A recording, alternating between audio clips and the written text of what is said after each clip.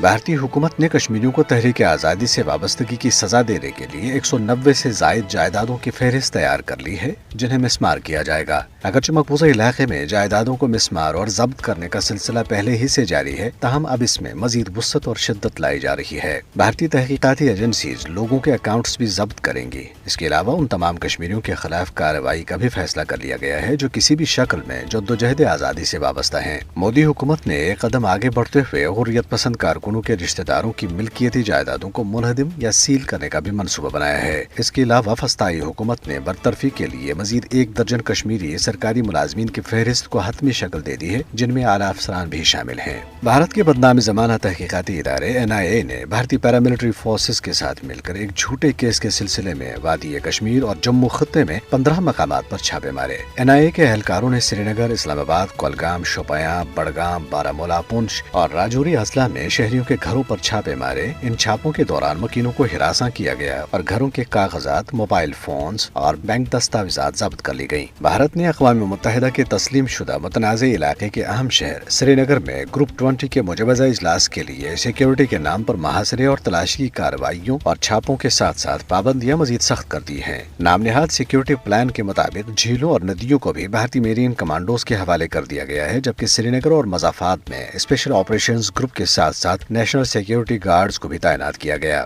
دریاسنا مختلف مقامات پر پوسٹر چسپاں کیے گئے ہیں جن میں لوگوں سے 22 مئی کو مکمل ہڑتال کرنے کی اپیل کی گئی ہے۔ ہڑتال اور احتجاج کی کال کل جماعتی حریت کانفرنس اور آزاد جموں کشمیر کی سیاسی قیادت بشمول صدر بیرسٹر سلطان محمود چودھری نے مشترکہ طور پر دی ہے۔ محبوس رہنما شبیر احمد شاہ نے مقبوضہ علاقے میں گروپ 20 کے اجلاس سے قبل بھارتی فوجیوں کی طرف سے جاری انسانی حقوق کی سنگین پامالیوں میں اضافے پر سخت تشویش کا اظہار کیا ہے۔ تہاڑ جیل سے جاری ایک پیغام میں شبیر شاہ نے جموں کشمیر خاص طور پر جموں خطے کے علاقوں پیر پنجال، پونچھ اور راجوری میں بگڑتی ہوئی سیاسی اور انسانی حقوق کی صورتحال کا ذکر کرتے ہوئے کہا ہے کہ متنازع علاقے میں G20 اجلاس میں شرکت اقوام متحدہ کی ساکھ کو مجروح کرنے کے مترادف ہوگا۔ بھارتی حزب اختلاف کانگریس کی مقبوضہ جموں کشمیر شاخ کے صدر وقار رسول وانی نے گروپ 20 کے رکن ممالک پر زور دیا ہے کہ وہ جموں کشمیر میں جمہوریت، منتخب اسمبلی کی عدم موجودگی اور مودی کی BJP حکومت کی طرف سے خطے کو 2 حصوں میں تقسیم کرنے سمیت انسانی حقوق کی موجودہ صورتحال کا نوٹس لیں۔ PDP اور نیشنل کانفرنس نے بھی سری نگر میں گروپ 20 کے مجوزہ اجلاس کے حوالے سے اسی طرح کے خیالات کا اظہار کیا۔